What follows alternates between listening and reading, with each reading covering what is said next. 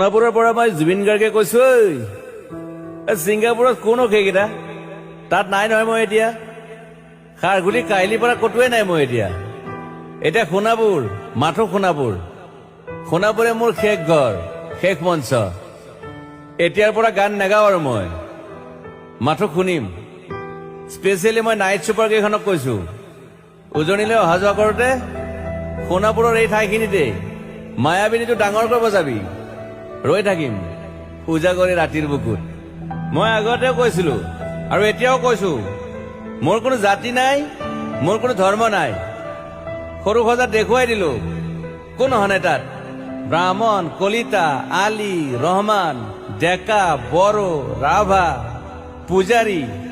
আৰু এইটো কি কয় নমাজ পঢ়াই যে মৌলবীও আহিছে সৰু সজালৈ I love people I love man